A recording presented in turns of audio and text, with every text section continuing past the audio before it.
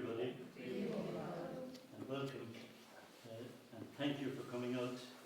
It's a lovely night, and we can't kind of give you credit for braving the weather. It's such a lovely evening. Before I start, do you mind if we open the windows a little? And we could probably leave the door open as well. But if you find it a draught, you can let us know. It's my pleasure this evening to introduce Michael O'Leary. Michael is a professional psychotherapist practicing in Macroom, and he's here to address an issue that probably is a central one for all of us, especially these times. The whole issue of being well and staying well. In the course of this evening, Michael will give the meeting a shape, and then we'll have, certainly there'll be plenty of opportunity for questions and for responses. So I hand you over to Michael, and thank you for coming, Michael. Thank you very much.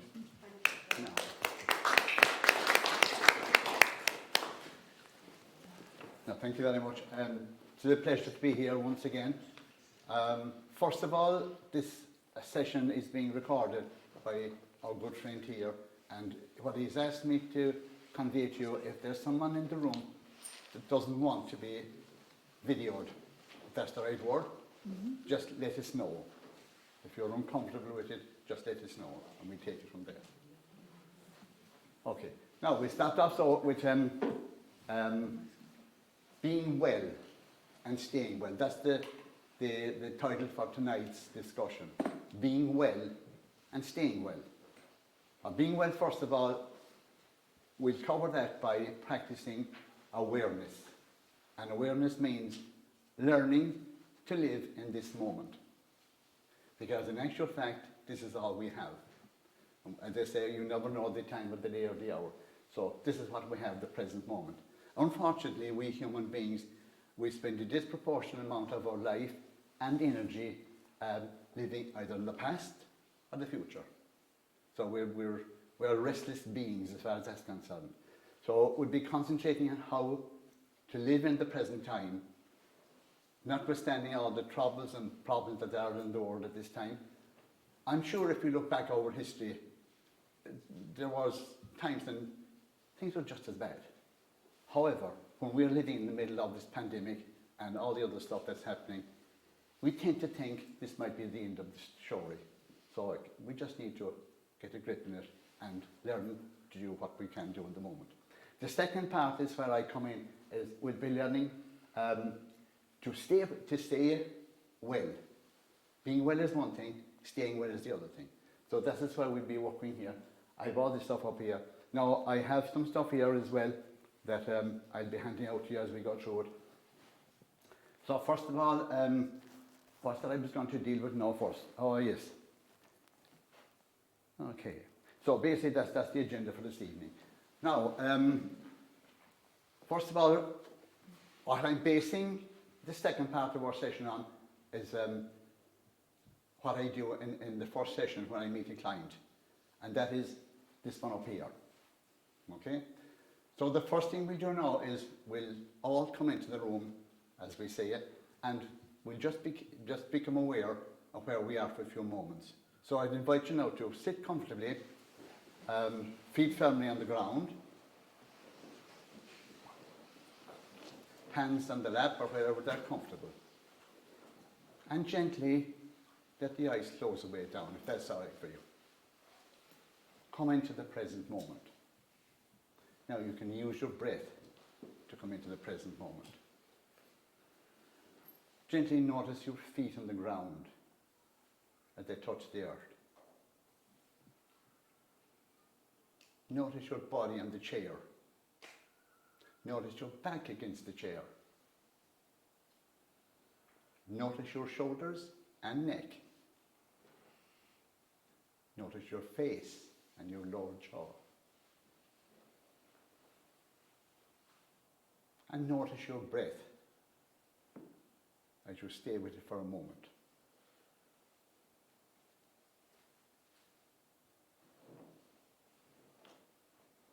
Continue that awareness from moment to moment to moment.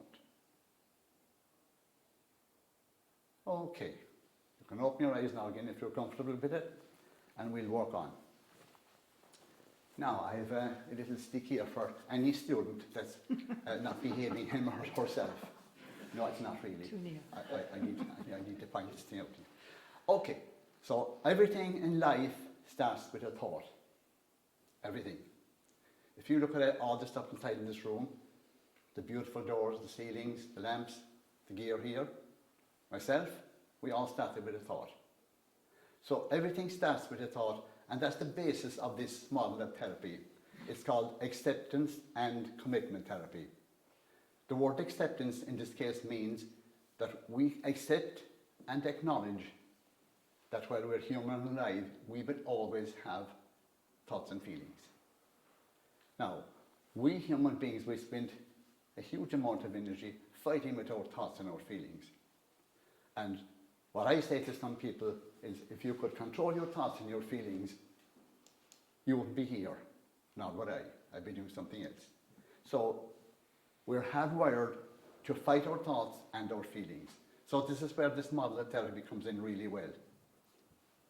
Okay, so we start with the thoughts. Now, what I'm going to do now is, we'll do a little exercise in this as we talk it through. So, now, first of all, the thoughts. The mind will give us thoughts whether we like it or not. That's the first thing. So what we do then is we learn to notice these thoughts as they show up. And we say something like, I notice I'm having that thought, I'm a failure. That's a very common one. I'm a disaster, I'm hopeless, I'm useless. And if you have those thoughts, and if you know anything, if I didn't say that to you, I'm hopeless, I'm no good. Well, then you say, if your mind said to you, I'm a banana, would you believe it? Of course you wouldn't. So what happens is we believe these unhelpful thoughts, and then that leads on to feelings. Now, I need to pass these around. Is that okay for you? Mm-hmm. Just to pass these around. Take one each, and we'll see how far it goes. Now, have your biros and pens, or if you want to fill them in with your friend, or share it, or whatever you want to do. And I didn't have enough now, but we've been near enough to it. What I want to do is, so that you get full value for your money, what I want to do is, you put your thoughts in under the thoughts here on top.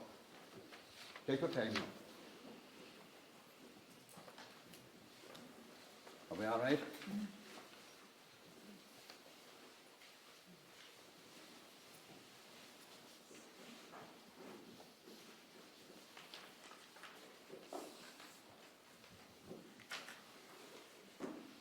Just the thoughts and the word. Yeah. Don't start now just yet. And we mightn't have enough sheets. How many series are there? 2, 4, 6, 8. 20. Yes, we'll be short some 2 or 3. Maybe a couple of you might join together. You don't. Yes. Yeah, that's good. You don't have to write anything personally now. It could be just an unhelpful thought. And the unhelpful thoughts basically are, what's wrong with me? I'm always the one left behind. Everyone else is doing fine. I'm not.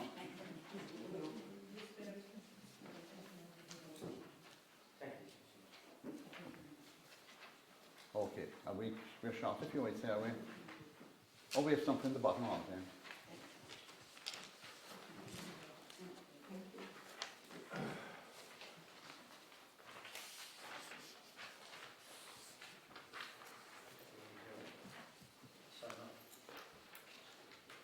Okay, now, if you want to share it now with the person standing next to you, if you're comfortable with that, that's all right.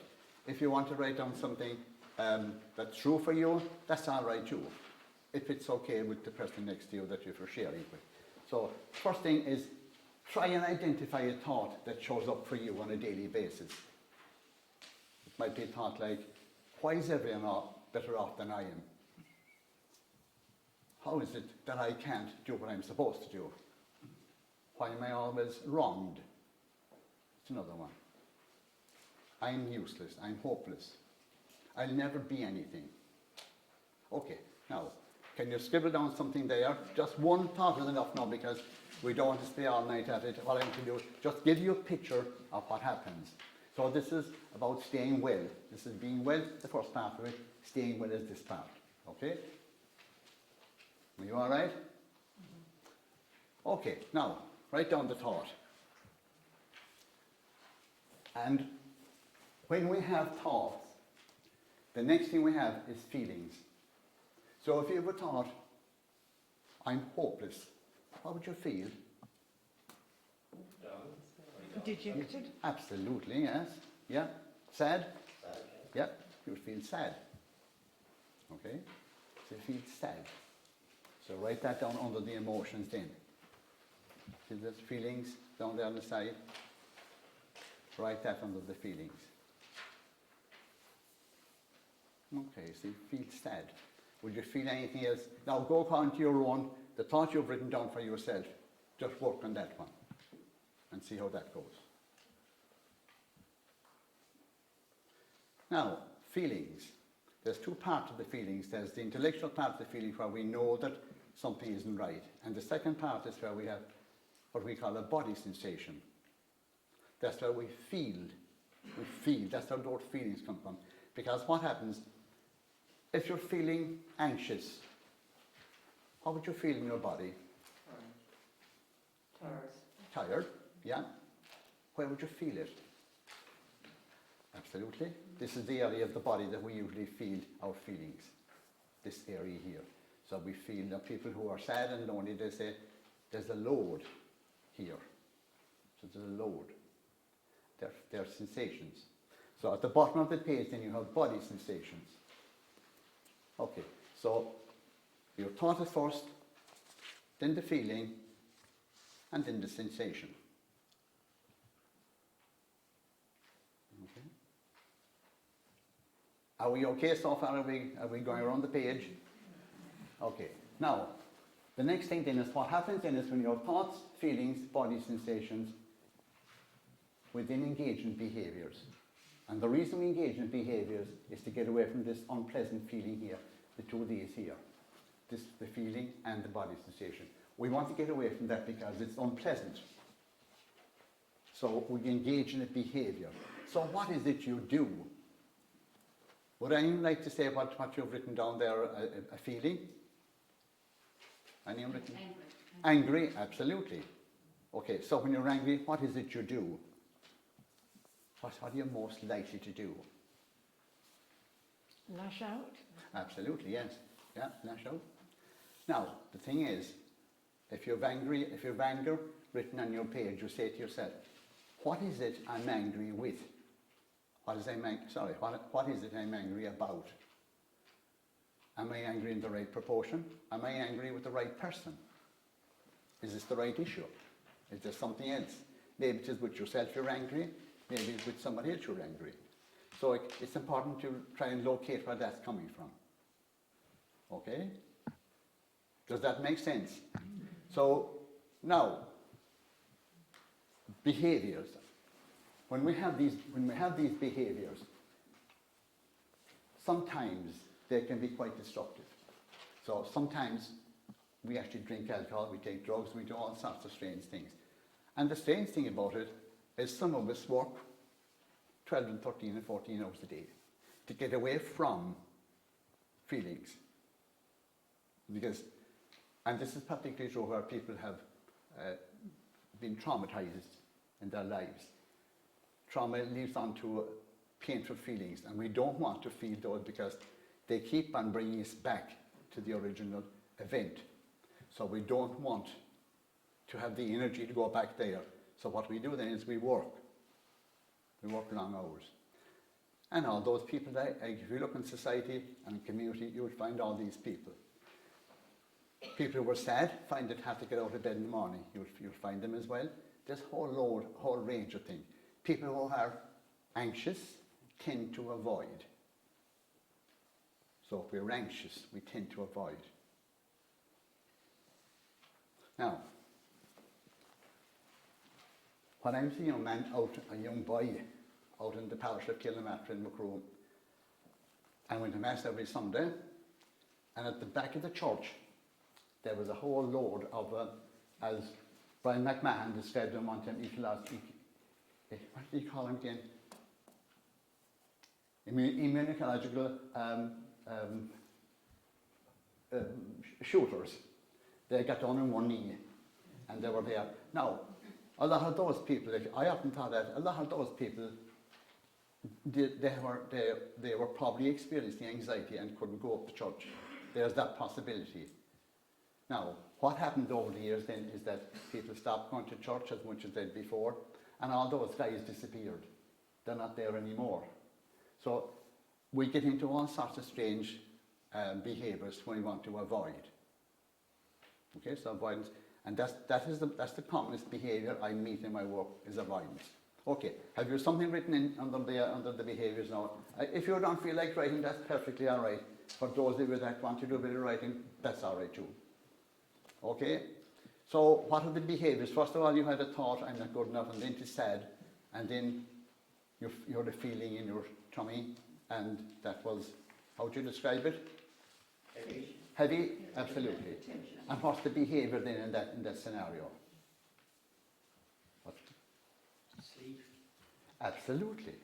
Sleep is the avoidant behaviour. Yeah. It is like hibernation. Yeah. And so you can pronounce this there if that fits in. So now we have thoughts, feelings, body sensations, and behaviours. So what you do now is join those. Just draw a line between that, and there and there, and there and there, and there and there. Draw a line. And that completes the thing.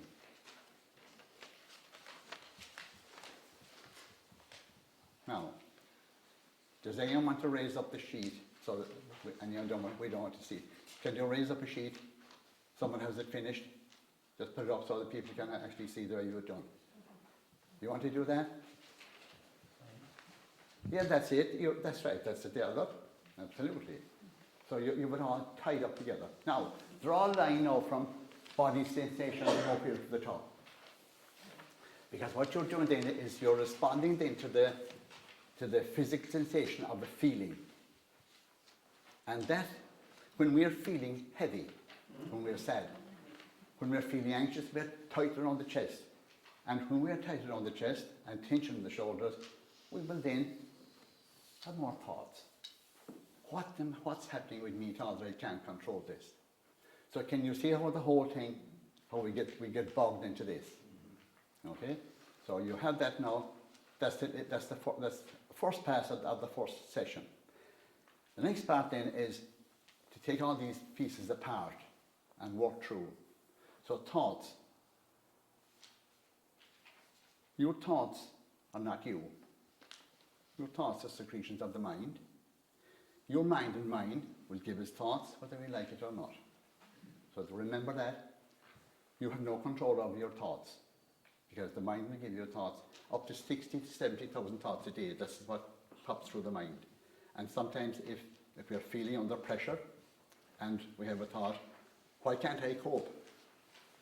That will make us sad. And then we're on the cycle then, and we're putting ourselves in place for much more misery. Okay? So the first thing we do with the thoughts is we say, I notice I'm having the thought. That's important because now you're distancing yourself from the thought by saying, I notice I'm having the thought, I'm hopeless, I'm useless. I'm going to leave that thought there now for a moment, and I'm going to pay attention to reading the first paragraph here. Okay. The lifetime of a thought is, but I'm going to tell you what's the lifetime of a thought. How long does it last? A moment. In seconds? How many seconds? 5. Very near it. 4. 4 is that's the children thing. You're very near it. 4 or 5 seconds. So you're at home and you're in the kitchen and you're thinking, I need to go to the bedroom for my hairbrush. And you head off to the bedroom as fast as you can go, and you're halfway there and you're thinking, in the name of God, what am I doing down here? And you're looking around for inspiration. And after a bit it will come to you again, of course. But in that much time, your thought is gone. So what happens? How is it then that we can't get away from these thoughts? These troublesome, unhelpful thoughts. We can't get away from them because we simply fight with them. We try to control them. We try to block them, stop them, curse them even. Can't get rid of them damn thoughts, can't stop thinking. See? So once we engage with them and get into a fight with them, it's like getting into quicksand. We haven't much quicksand in this country, but in the old cowboy films, there was lots of quicksand, and there were a lot of guys got stuck in it. So the thing is, that the general knowledge is, if you get stuck in quicksand, the best thing you do is just lie out as flat as you could. This takes some courage, though, guys. Our instinct is to fight. However, the more you fight with quicksand, the faster you go down. Okay, now that's thoughts. Now, how do we deal with thoughts? First of all, we learn to notice the thoughts. And we do that by a little exercise. This exercise now takes 1 minute. I've not many time at the moment. I'll be near enough to it. What I want you to do for this minute is, I'll rephrase that. What I invite you to do, rather than want you to do it, you do it yourself if you feel like it. Now, what it is quite simply is, for 1 minute, you'll become totally aware of your breath. Don't stop now just yet. And as sure as night follows day, the mind will give you several thoughts. It will say, what am I supposed to do? What did he say this is about? I have no thought.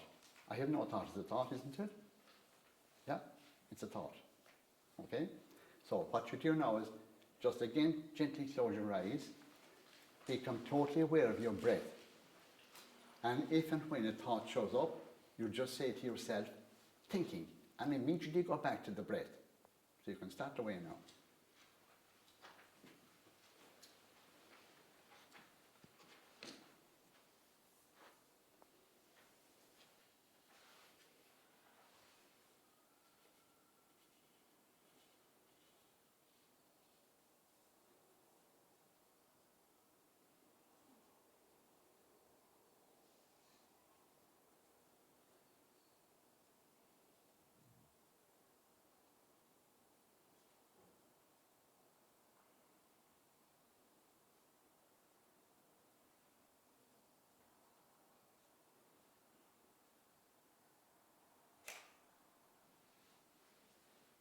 That's about a minute now, isn't it? Okay, would anyone like to let me in on what you found?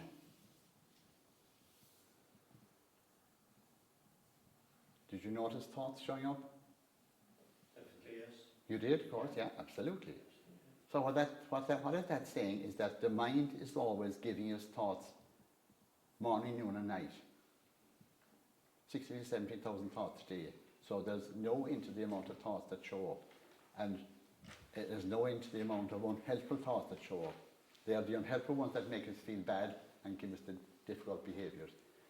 Anyone else like to throw a bit of light on it? The garden. What a beautiful place. That was a nice thought. It's still a thought though, isn't it? Yeah, absolutely. So that's what happens. The mind will give us thoughts whether we like it or not. So what we do then is we practice awareness. We train our minds to sit quietly in one space. And there's a lot of that work was done here over the years. I've been here with different classes, and there was a lot of that work done, and it is very important to be able to live in the present moment as much as we possibly can. Okay? Now, I'll be handing out another bit there now to you later on, and there's a lovely exercise there. It's called Leaves on a Stream Act. So you can practice that at home, get it on a laptop or get it on your phone, and that helps us to diffuse from our thoughts. Diffusion is the process whereby we learn to let go of our thoughts before they take root. When a thought takes root, you're on that cycle all the way around. Okay? So we start with the thoughts.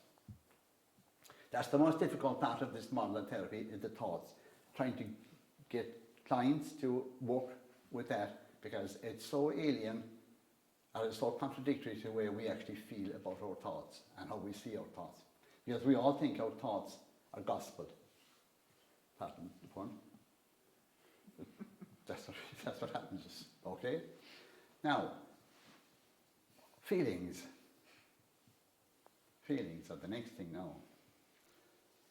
What happens with feelings, and a little handout here, is we tend to fight with our feelings. Is that right?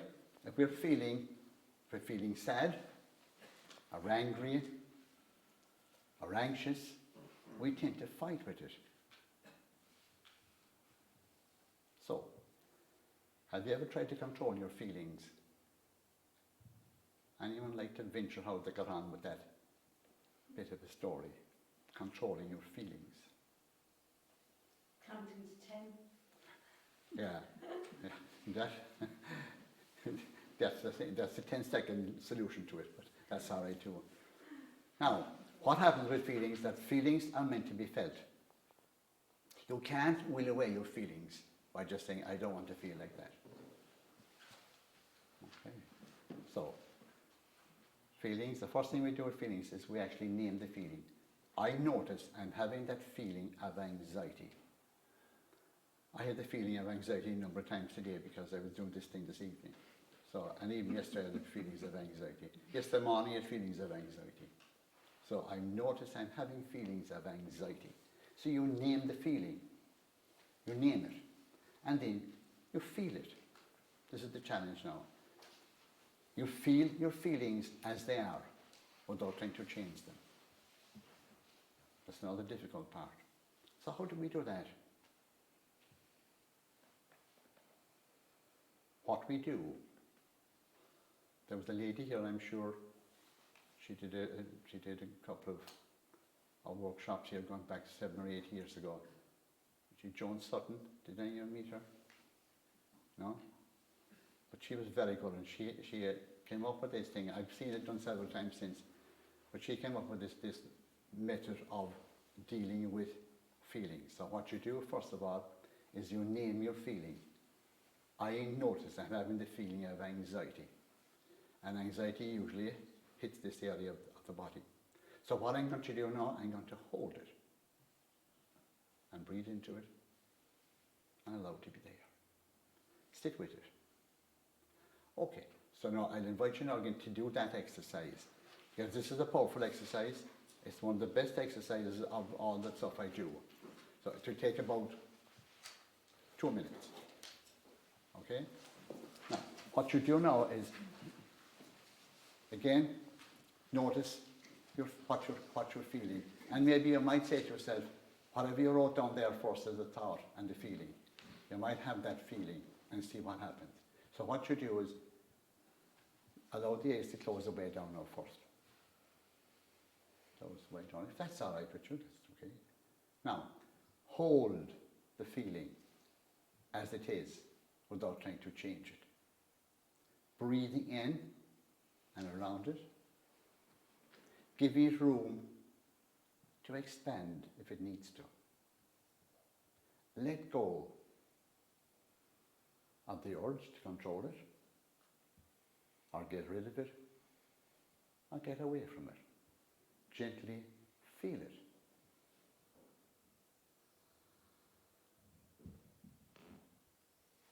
As you breathe in and around it, giving it room to move. All the time holding it and holding yourself in the process.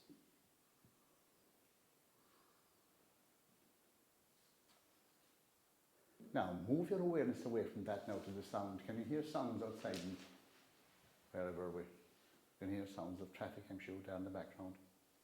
Yes, you can. Pick out that sound now and stay with it for a moment.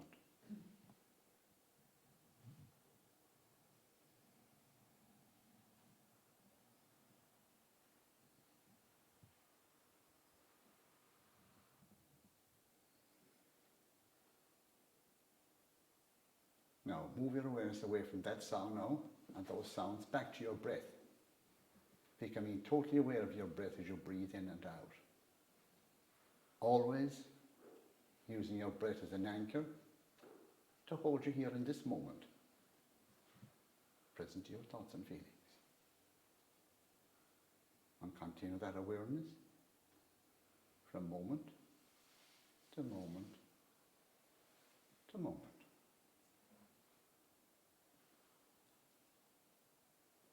Okay. Now, take away one hand off the other one. Do this.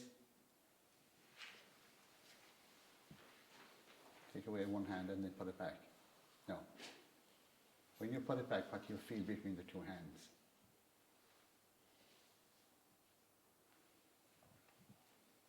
Heat. Who said that? Heat me. Brilliant. That's it. That's exactly what we're looking for. Warmed. So you've now extended warm to your feelings of anger, or frustration, or anxiety. That's a key. So again, it's a willingness, we'll be coming to that again later on, a willingness to feel your feelings as they are, with warmth and kindness, as opposed to fighting with them. Okay? Now, any questions on that little bit that we have done so far? Any comments?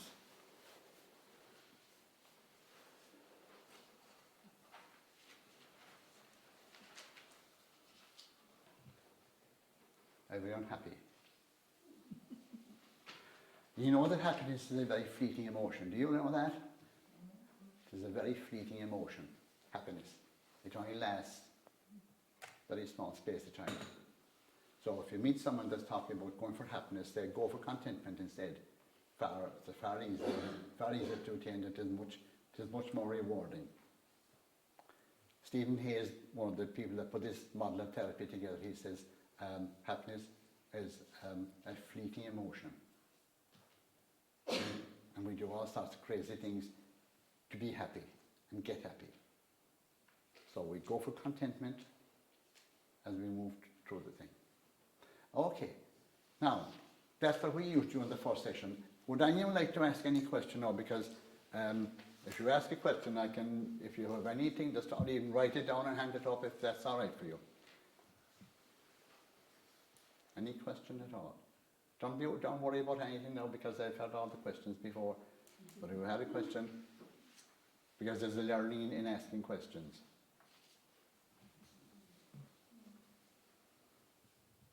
I was interested there, you were saying about treating the feelings with kindness and compassion. Yeah.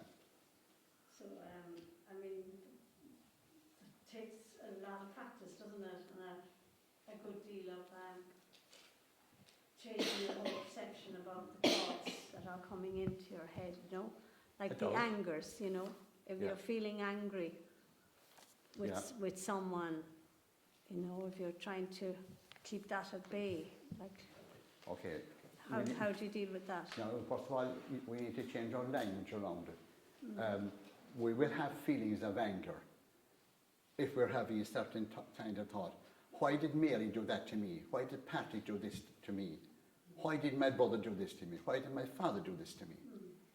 Do you know all those questions? Now, you ask yourself then, are those questions, first of all, are they helpful?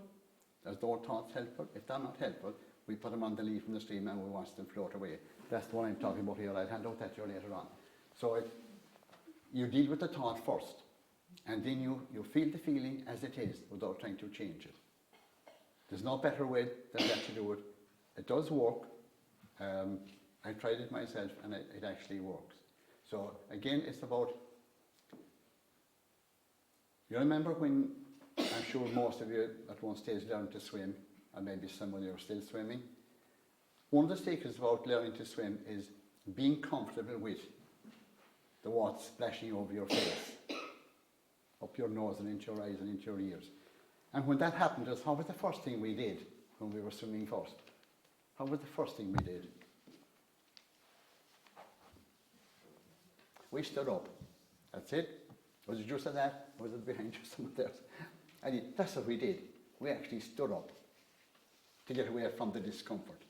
So the more you get away from the discomfort, the less likely you are to learn how to deal with it. The same is true for swimming. So when you learn to swim, and we all did it at one stage, the secret is be willing to have the discomfort that shows up and this comes right through to this model of therapy, is big in this thing. Learning to be able to deal with your feelings by being willing to feel them, provided that you're doing the thing that's taking you towards what's important for you. I don't know if that answer your question or not. I went around the house several times. Yeah, it did, and it kind of didn't. Yeah. It didn't. Well, the bottom line is Yeah. that you name the feeling and you hold it Mm. and you breathe into it for about a minute. The lifetime of the feeling is about a minute to a minute and a half. Mm-hmm. Just have to imagine that now. That's the actual length of a feeling. Because sometimes we meet people who are feeling sad for maybe 6 months, maybe a year, whatever. So like, the reason they're feeling sad for that length of time is that they're fighting with it. So they keep on fighting with it. That's what happens. Okay, Thank you. now will we move on to the next part? The next part now is what we call life values. This piece up over here. So I have a sheet there now. So what we'll do with that now is we'll talk through it. See, what happens in life is that we lose the sense of where we are at times. We get caught up in work, we get caught up in relationships, we get caught up in all sorts of stuff. And we end up here then on this side of the page with these things up here. So what we do in this session, what we do is we go through this thing here, the values. A value is who is important to you. You ask, who is important to me? What's important to me? Am I living my life on a daily basis? Is my life taking me towards, there's the word there, towards. Is my life taking me towards what's important? And sometimes we're not doing that. We're doing all sorts of other things to get away from it. So the first thing in this session, what we do is we talk down through the values. A value is like setting your compass to go west and then travel that journey for the rest of your life. If, for instance, family is important, that's important to most people. And maybe they're not dealing with that in a good way. Then they're unhappy. And all the other values then are thrown out of kilter because we're out of kilter with one. And so what we do then is we take the one that's troubling the client most. And it might be family, it might be intimate relationships, there's parenting, friends, education, work, recreation, spirituality, citizenship and health. And varying, there's other ones in. Now there's a couple of spaces there that I leave there, and sometimes people fill in their needs there. One particular person wrote in there the word freedom. And this poor person, what was wrong with her is she had desperate anxiety. Like that, there was no other way to describe it. She actually couldn't go from her house to her office because she couldn't park the car near enough to the office. So she'd have to walk a bit. So she stopped going to work. The anxiety had taken over that much. Okay, so she wrote the word freedom, and then we worked towards that. What thoughts were taking her away from her value of freedom? What emotions? Right? And when we identify all that, then we can start to put the show together. Okay, so values. Values like setting your compass to go west, travel that journey as best you can. As we go through life, on a daily basis, there will always be little ups and downs. Some days will go good, other days won't go so good.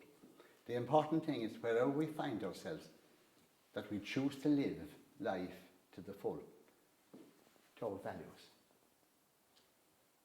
What's happening? What am I doing? Is what I am doing taking me towards, or is it taking me away from the important people and the important things in my life? And they are questions you ask yourself. Okay.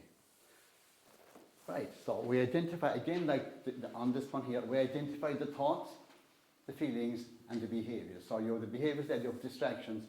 A lot of those would be, distractions would be working all day. It could be drinking, doing all sorts of strange things. Avoidance is the one that shows up there regularly. So there's self-harm and abuse. Now, when we have all that filled in, then we start with this word here, away. Because all that stuff is taking you away, or taking me away from the important stuff over here on this side. And it's about identifying that, identifying what's taking us away. And when you see that written out, it has a huge effect on how we decide to do it over here. Okay, now, I need questions now on the values. Did I make those clear? Because a value is something that we go towards on a daily basis. It's very important. A big one for me there would be justice, the value. Value of justice, absolutely, yes. Yeah. Now, would that be a value for yourself, or was it for? I suppose you have to have it for yourself. It should be for all, really. For? For everyone, and for those that. Yeah, for justice for everyone in the community area. Yeah. Okay. And the question is then, what is it? Are you doing anything then that's taking you away from that value yourself? Are you doing anything? Don't answer the question if you don't feel like it's perfectly all right. So the question you ask yourself, what is it I'm doing that's coming between myself and the important stuff in my life? And on the other hand then, what is it I can do that will start to bring me towards my values? And we work through all that. And one of the things we do is, as we change behaviour, all behaviours have a function, as you know, and sometimes they have more than one. There might be 2 functions or 3 functions, depending. So what happens is we engage in behaviours that come between ourselves and what it is we want to do. So then that means changing the behaviour. So when we change behaviour, if for instance, like we talked about earlier about the guys at the back of the church, at that time if you said to those guys, right guys, up to the top, what do you think would happen? Leave. Some of them actually they would. Some of them, because they were so terrified, they'd actually leave. That sums it up. They would actually leave. The possibility is that they couldn't do it because they didn't understand what was happening. So like anxiety prevents us from engaging in an awful lot of valuable stuff in our lives. And that's just one emotion. So what happens then is, over here on the side at the bottom of the page then, we write in what we call towards behaviours. Something, little bits of behaviour change that will bring us closer to whatever value we're at that particular time. And sometimes then that means that we're engaging in a different behaviour, and when we do, we will feel afraid, we'll feel anxious, we'll feel apprehensive about it, and maybe a lot of uncertainty about it. And the question then is, are we willing to have those discomforts? Are we willing to have those in the service of going closer to what's important in our lives? Because sometimes the stuff that's important in our lives can be very elusive. And it's elusive because we don't want to put ourselves in a place where we are uncomfortable about it. Have I gone too far, too fast? No? Yeah? Okay, right. That's all right. Okay. So, now, I had copies here to do an exercise in that, but I think it's a bit complicated, so for a talk like this, it mightn't work out so handy. Okay, now, is there any questions now about what, on this sheet here? Is there any questions on any of that what I've said there? Anyone like to talk about that, ask any questions about it or anything?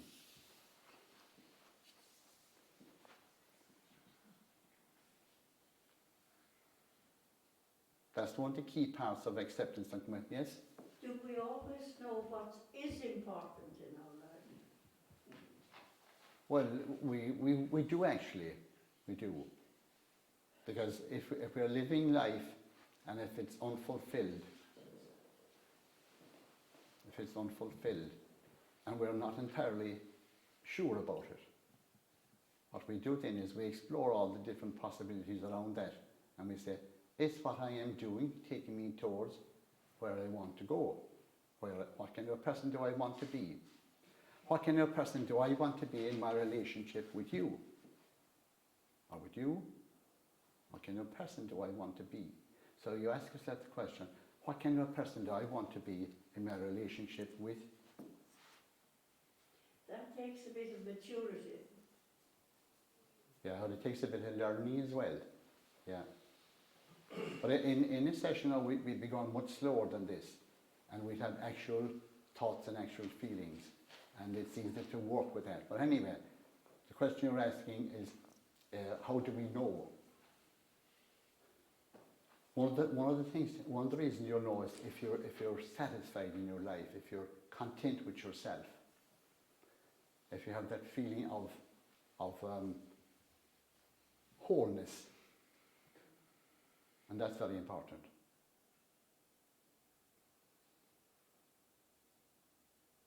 Because what happens is sometimes we have a poor relationship with our children, and then what that does then, it throws all the other values out of kilter. See all these lads here on this side here. It throws all them out of kilter, because if you're feeling, for instance, if you're at work and there's something happening at work that's putting stress and pressure on you, you won't be the easiest person in the world to live with at home in the evenings. So that's part of life. So what we do then is we pick out the area of conflict, if you want to call it that word, and then we work on that. We say, what are the thoughts? What thoughts are you having around that particular area of your life? What feelings show up? What are you doing? What would you like to do? And when you identify all those, then you take it, you do the least bit. Do you know the story of a journey of 1,000 miles starts with one step? So we always say, what's the least you can do? What's the least I can do in this situation to go towards the important stuff in my life? What's the least? And we write that down. We actually write it in here. They're written in there, that space there. We write in the behaviour change there. There's behaviour change. See, there's a number of ways of changing our lives. One is they do through person-centred counselling. You can do it that way. In this model of therapy, we do a lot of it through behaviour change, because behaviour change will always bring changes to the emotional life as well. Like if you're doing something that's not rewarding you, if you're at work, for instance, and you can't give vent to your talents, you might find that stifling. So the thing in that situation then would be simply to explore the possibility of getting different work, getting other work, maybe doing a course, maybe getting more qualification. There's so many different little bits and pieces that we can do. So again, it's about finding out all those little bits and see where we go. Okay. Now, any questions on that so far? Any comments on anything? I just noticed there's one word which I feel is missing off there, and it's forgiveness for the hurts of life. Yes. Yeah. And I would put it under spiritual health. Well, Yeah. all of life. Yeah, but there's two spaces there. I normally use those two spaces for people what they want to put an additional thing in there. So forgiveness is the one. Forgiveness, I actually do an exercise with people to help them forgive. And it's about letting go. Because sometimes we hold a grudge. It's like this. Holding a grudge is like this. I put my thoughts and my feelings and my grudge on this sheet of paper. And then this is like what we actually engage in when we can't forgive. Okay? So we're waiting for the other person to forgive us. So we put the story against the wall and we hold it with one finger. This is the cruel process now. I do this with people who have difficulty. They're fighting with something in the past, and it is a difficult situation. So what happens is I say to the client, now, where can you feel the pressure? And where I feel the pressure now here is my finger. My finger is sore. Does the wall know my finger is sore? No, it doesn't. The other person is the wall, or the other situation. So they don't know. Now, I'm here and I'm holding the grudge, or I'm looking for forgiveness, or I don't want to let go, so I can't tie my shoes. I can't stoop down. I can't go back to the table because I'm holding this grudge against someone in the past, someone in the background. And the thing is, the wall doesn't know a bit about it, and the person in the past doesn't know anything about it.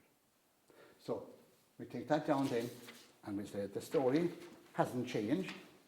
That's the very same page I picked up there a moment ago. So it hasn't changed. What has changed is that I now recognise that what I've been doing for a number of years is holding a grudge against this person. In other words, against the wall. And now I've learned to let go of that grudge. Because the only person that's hurting is myself. My finger is sore. See? Did I answer your question? Partially. Or maybe not at all. Okay. Okay. Now can we have a few more questions like that now? Because look, I'm here to answer your questions, and if we can all learn from each other, that would be great. So feel free to ask any question you want. I suppose forgiveness is about in the healing within yourself. That it's about healing yourself and forgiveness. You know, the forgiveness come with the healing yourself. Does, That's what it's like the forgiveness, it's very easy for someone like myself. I don't have anything to forgive anyone because I had a cherished life, I had a wonderful childhood, so there's lots of stuff that I don't know. I mean, some people had awful childhoods, and there's a lot of forgiveness there in that situation, and there was lots of different things happened to people during their lives, and great injustices happened to people.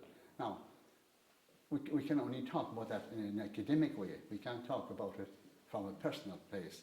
But as you say, being able to forgive, first of all, we need, if it comes to it, we need to be able to forgive ourselves. That's very important. So we start with that. Is there something that I need to forgive myself for? When you do that, give yourself permission to say, okay, this happened. Can't change it now. Can't change it. One of the things one of the things that prolongs, would say, forgiveness and hurt is we're looking at a situation where we were hurt maybe 40 years ago, maybe 50 years ago. And we're looking at it from the here and now. We're looking at the here and now. We're looking at the there and then. And there's two different people involved. Like if you take any of us here in this room this evening, go back 30 years or whatever, that's one thing. But we're looking now at a totally different thing. We're at from a different stage, from a different platform. So we're looking at it from the here and now, there and then, and we can't ever get an accurate picture when we do that. And one of the things that's happening at the present moment is we're doing a lot of commemoration about 1921. And it's amazing, the stuff that we thought was happening happened differently. And it's only when you read historical documents, then you actually figure out that, what I thought didn't happen at all. So it's different about it. So that's how it happens. So, there and then, here and now, two different worlds, two different people.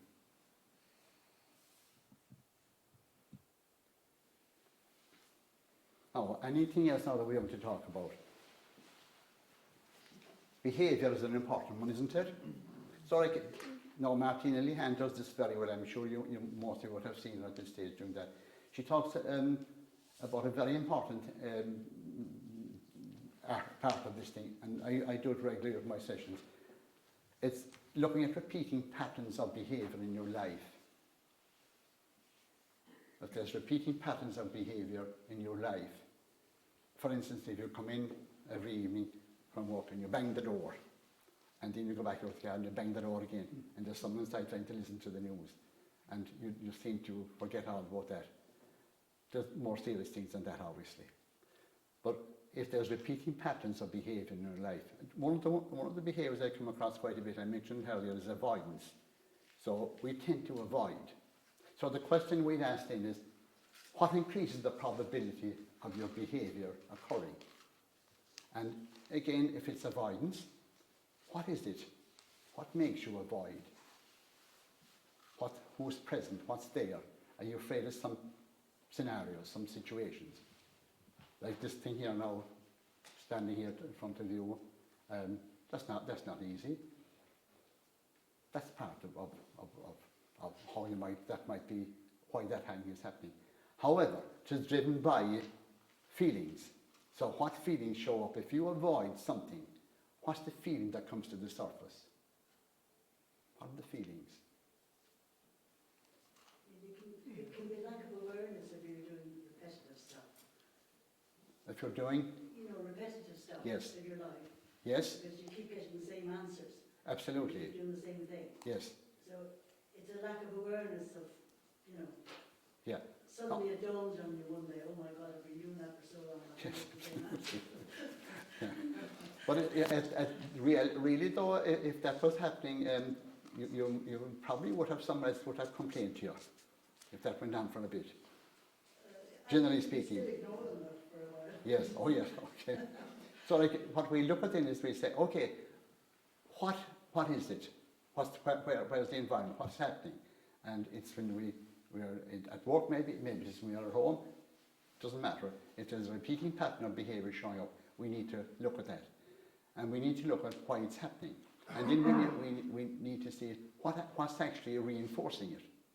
And again, the patterns of behaviour will be changed by identifying the behaviour that's causing the problem and saying, okay, what can you do? What can you do? This is your behaviour, what can you do? So you take a small bit of the behaviour and start to change it bit by bit. And it's a strange thing to know how it can move very quickly after that. Because once you start to change and you think, everyone else around, geez, they're all fierce happy today here around. Am I doing something different? Oh yes, that's right, I did. I said good morning to everyone. So they said, okay, that's good. So then I'm reinforced then to engage in the behaviour and continue with it. Because one of the things that for behaviour to exist, it needs to be reinforced. And that goes for good behaviour or bad behaviour. So when behaviour is good and is reinforced, you'll get more of it by acknowledging and thanking the person or whatever you want to do. Okay. Now, any questions on behaviour? But when I was a small boy, behaviour was a very bold thing. That's the way the words were put into place that day. Stop behaving. Everything we do is a behaviour. When we smile, when we cry, when we think, that's a behaviour. All those things. So behaviours are very important.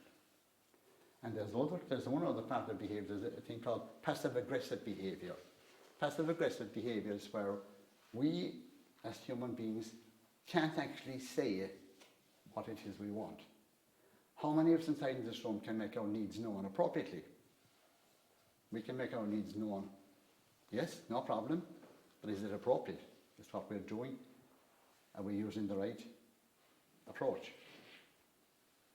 Ask yourself that question now. How many times have you made your needs known? From a dictatorial point of view, from all the other things you can think about. So, dealing with passive-aggressive behaviour, the best thing you can do is to learn to make our needs known appropriately. That we would say what's on our mind, say what is it we need. How many of us can do that? Can you all do that? Can we all make our needs known appropriately? Yeah. Nope. More than likely we can't. Yeah. And we all do it from time to time. And we become more aware of it, just as different things, the different ways of doing it. What I do, my wife has this thing she watches, Who Wants to Be a Millionaire? Oh, yeah, and that's it. Oh dear, yes, that's I it. like it, yeah. Oh, you know the one of them? I do, I like it. Okay. Not a bit of like. Oh, yeah. Oh, that's all right. But then she'd go to the bedroom, brush her teeth or whatever, she'd come back in, and I'm watching something else. And as soon as she comes in the door, I go back to 157. And she said, were you watching something else? Ah, no, I wasn't. That's passive-aggressive behaviour. It might miss such a harmful one, but it is passive-aggressive. Because when we fail to make our needs known appropriately by saying what it is it's on our mind. Kids are very good at this. Children up to well, the teenagers now, they're very good. They're up there, will tell you what they need.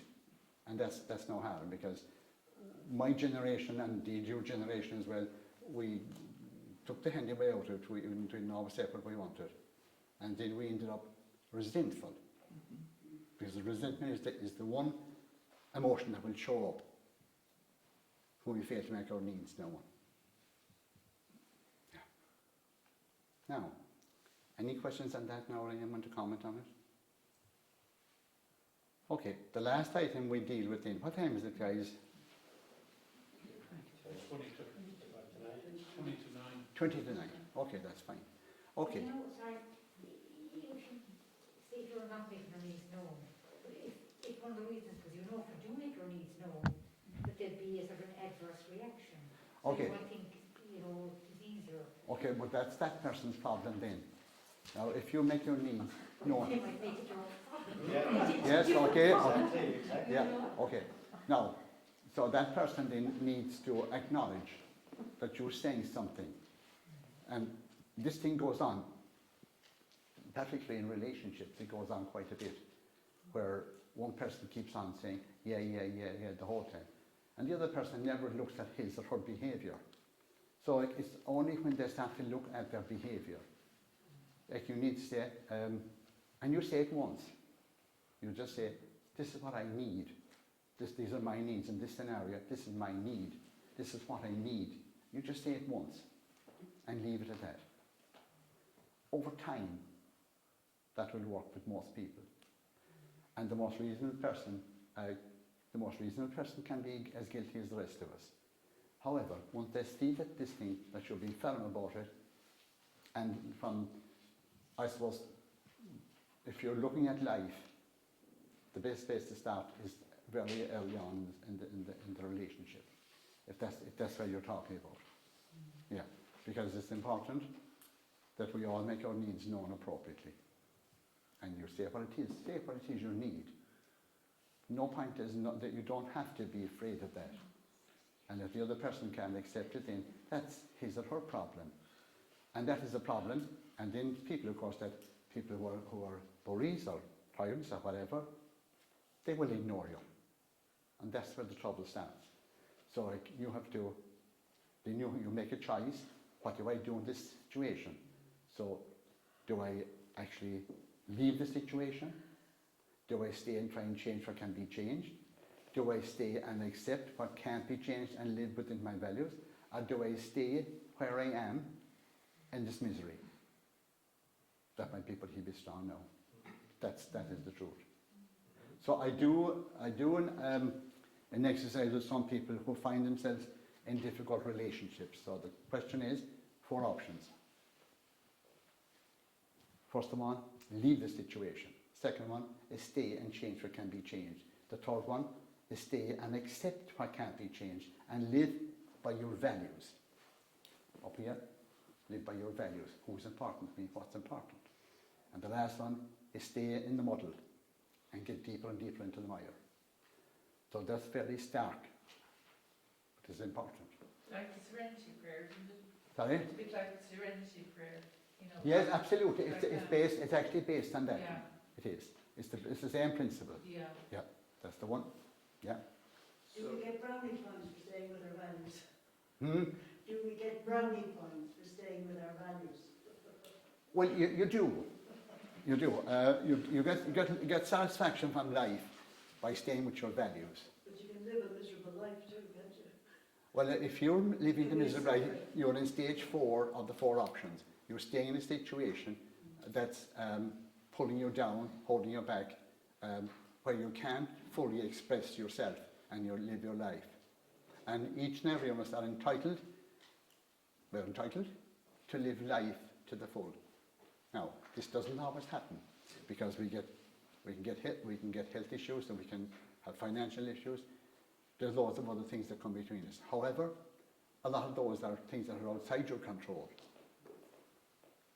Okay. So make your needs known appropriately. Okay. The other, I suppose, one of the last items is that crops up at meetings, is at sessions, is sleep. Anyone here having problem with sleep? I am, yeah. Yeah. Yeah. Yeah. It's common enough. It's a problem. Now, one thing about sleep is you can't actually push yourself to sleep. You can't force yourself to sleep. So what you do in that scenario is you say to yourself, I start fighting with it. And you start fighting it by saying, I'm warm, I'm safe, I'm comfortable. If sleep comes, fine. If it doesn't, that's all right too. Yeah. I lie here. Now, some of the sleep therapists will say, you shouldn't stay in bed anything longer than 10 minutes. I don't believe that. I haven't found it for myself. I don't believe it. However, if whatever works for you, if it works for you, that's fine. Now, the other things we do is what we call sleep hygiene. Coffee. When do you drink coffee? Do you drink coffee all day? No. I had a lady one time, many years ago, when I was working with the mental health services, and she couldn't sleep. So she was referred to me, and she came along anyway, and she came with a cup of coffee, a mug of coffee. So I said, how many mugs of coffee do you drink in the day? I have no idea, she said. So I said, keep an account of it now, and we'll have that for the next session. So at the start of the next session, she was out drinking 9 cups of coffee every day. Mugs of coffee, yeah. And she couldn't sleep. You know what's good? Martinez, Martinez CD, Martina the hand. That's Yes. brilliant for relaxing at night time. Yes. I used to play that. I must get a new one now because it's all scratched. That's brilliant. Yes, yeah. Yeah. Well, yes, they're good. See, what happens is when we go to bed and lie down, some of the senses are deprived from us. In other words, when we close our eyes, we don't see anything, obviously, and we're lying down inside in bed, and most of the time it's quiet, so there's no sounds. So there's a couple of senses gone, and then all the energy then is in the head, and thoughts flying around at a ferocious rate. And so what we need to do then is become aware of the thoughts flying around and do that little exercise that we started there at the start, where we say, notice the thought, put it on the leaf in the stream and watch it float away. Now I have these here, and you can listen to that. Now the other thing is about the sleep is about choosing your attitude to the sleep. Because if you start to fight with it, you're on a loser. There's no doubt about that. If you start to get cranky with it and kick the blankets and kick the pillow and the whole lot, you're definitely on a loser. Yeah. So you just allow the sleep to come, and it will come if the environment is anywhere right. Now, the other thing is exercise during the day. I noticed that if I don't get my daily walk, which is about 4 miles, my sleep that night won't be that good. So you need to do a bit of exercise. The other thing is cut out the caffeine from 4 o'clock in the afternoon. The last little bit advice is, and this, I contradict this because I watch the television and I turn it off and I go straight into bed. I don't have one in the bedroom. That's contradicting what I'm saying here. But by and large, bright screens will actually keep you awake. Because the evolutionary part of our sleep pattern is that when it gets dark, we go to sleep. And it gets light, we wake up. So that gives confusing and contradictory messages when we look at screens. And some people take their phones to bed. Now that's one rule that when they come to me and they're talking about they can't sleep, do you use your phone in bed? Yes, I do. I find it helpful when I can't sleep. That is the most contradictory statement you will ever hear. And the phone is great because it makes me sleep. It does. It's great. Okay, so is that the last one we have to deal with? I think it is. Is there any other issue that people would like to throw in? Just like to pass a comment on not sleeping. I was once told that if you're not sleeping at night or if you wake up at night, you're on night watch. And if you say a prayer, ask the Lord who you want to think about, and say a prayer, you go back to sleep. Try it. Yeah, thank you, thank you. Yeah. See, what happens is that when the head goes down the pillow, the mind has a field day because there's no other demand on it. So again, if you can, there's what we do diaphragmatic breathing. And what diaphragmatic breathing is, where you pull down the diaphragm muscle. The diaphragm muscle divides the abdomen from the chest cavity. So we pull that muscle down. I'll just show you how to do it. So what we do then is we do 4 deep breaths and 2 normal breaths. 4 more, 2 normal, 4 more, 2 normal, and 4 more. So you do 16 deep breaths in all and 2 normal in between each 4. There's no magic to that figure. All that does, it requires you to keep awareness, keep account of what you're actually doing. And when you take attention and awareness away from your thought process, it slips away into the background, bit by bit. Now, this might work for you the first night, but it will work. It is a powerful way of doing it. So this is what it is. Just watch this now. Breathe deeply and hold it for a couple of seconds, and then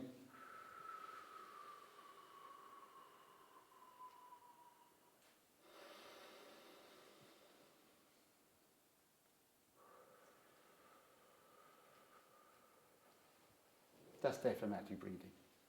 So you do 4 of those. Breathe normal for 2, 4 more. And count it.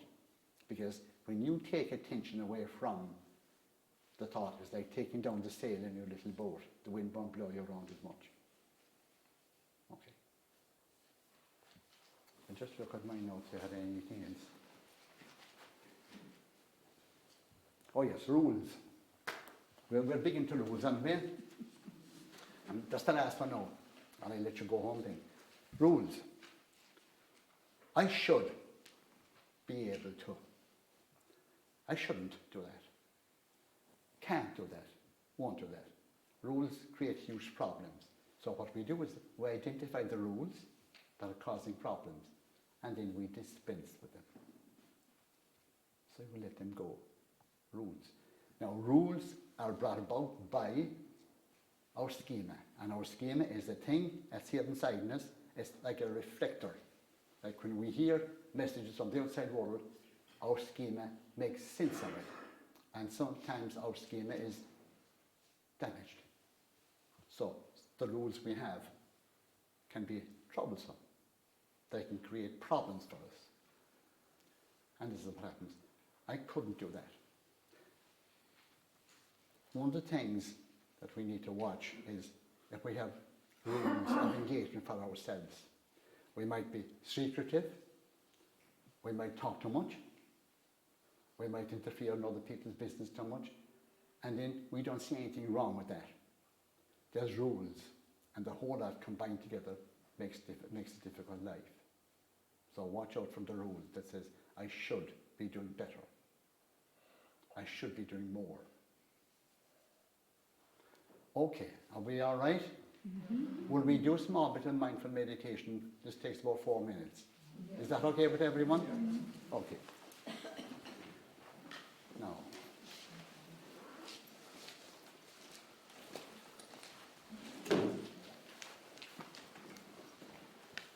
Now, again, everyone sit comfortably, hands on the knees,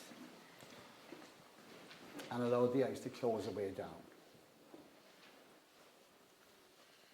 Now, gently become aware of your breath as you breathe in and out. Following your breath all the ways in and all the ways out. Always using your breath as an anchor to hold you here in this moment, present. Do you have any thoughts, memories, images, body sensations and feelings? Notice all these experiences as they come and go. Notice them as they come in and out of your awareness.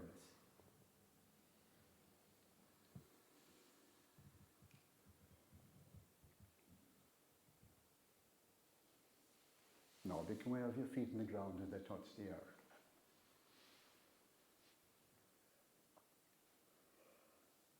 Become aware of your hands as they touch your knees. And for a moment now, notice the texture of the cloth under your fingers. And notice now whatever sensation that is giving you in this moment.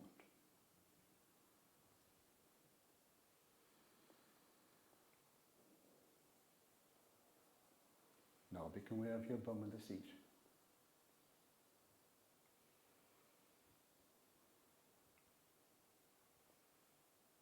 Become aware of your back against the chair.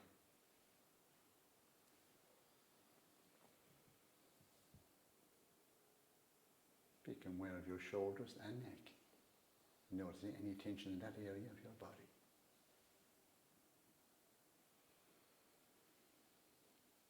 Become aware of your head and face. Again, noticing any tension in your face, the lower jaw.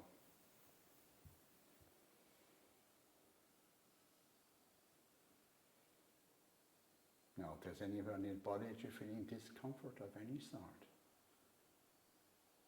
whether it's anxiety or anger or frustration or resentment or any other discomfort, notice now what that sensation or feeling is at its strongest in your body. And then breathe into that space. Breathe in gently and around it, giving it room to expand. Letting go of the belief it should be otherwise. Letting go of the urge to control it, or get rid of it, or get away from it. Gently feel it. Feel that discomfort as it is.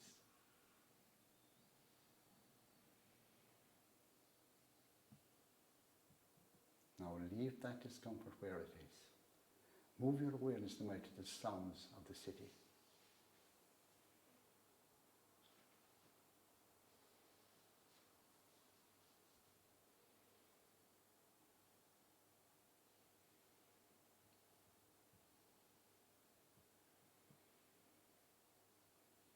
Now leaving those sounds where they are. Move your awareness now back to your breath as you continue to breathe in and out.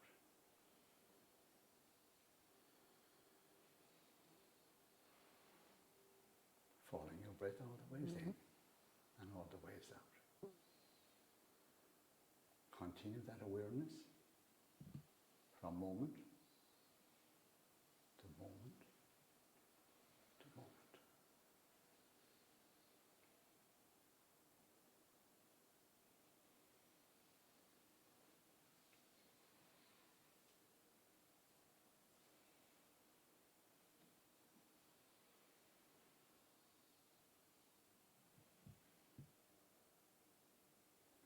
And when you're ready now, you can open your eyes. Take your time now whenever you're ready.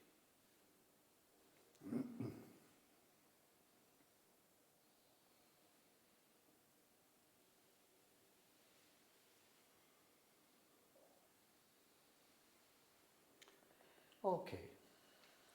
Thank you very much for your participation and your attention. And I hope it is of some benefit to you what we've done here this evening, little exercise.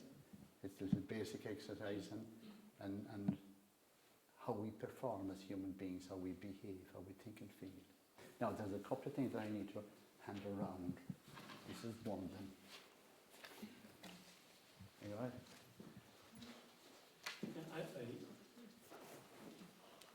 I was sitting here all much of the talk. I had to go outside because I was sitting beside the radiator. But I listened outside, Michael, and I'm sure like all of you, got great benefit from your gentle, kind of ruminating kind of way of presenting your wisdom. Thank you. I felt outside little thoughts coming into my head, and when you started on thoughts, I realised that they're not always necessarily kind of positive things, but I felt I was a PhD in avoidance. But one of the little things that struck me in our biblical kind of tradition and the lovely wisdom that we get from the scriptures is that there is an extraordinary kind of emphasis on Sabbath, on rest, you know. And in the little story at the beginning in Genesis, you know, God made this and God made that, and so it was good. And then on the seventh day, the pinnacle of it all was He rested. And somehow I feel that maybe that's an element that our tradition offers us, where we haven't actually entered into that kind of Sabbath mentality, which I suspect is a religious kind of parallel to some of the wise things you were saying. It is. To be open to the goodness of things, not to bother with business or whatever for a day or for a while, and let the joy of all that is good around us come into us. So, Martin, thank you. And thank you for the work you put into You're more than welcome. Yeah. Okay.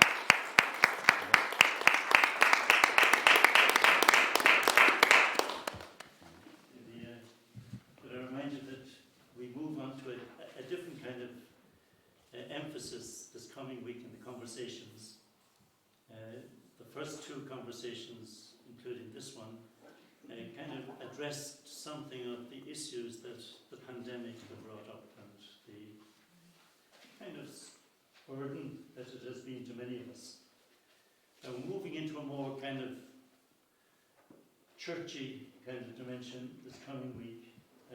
You'll be aware that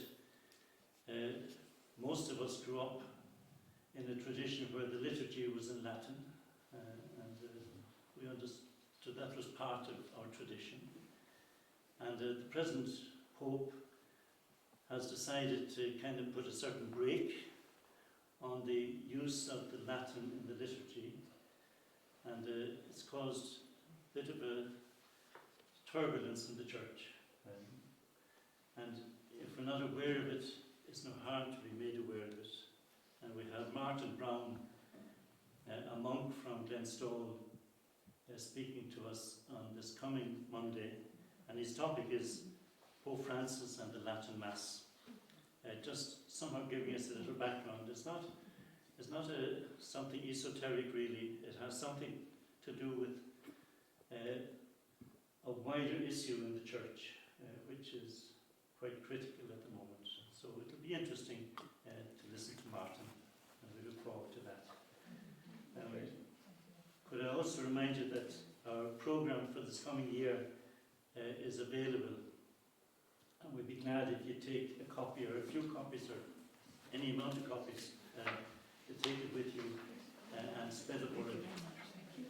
Ennismore is hopefully open, and we're hoping to get back into the rhythm of retreats after the strange 2 years that we've had. So thank you very much. You're welcome. Thank you, and thank you everyone for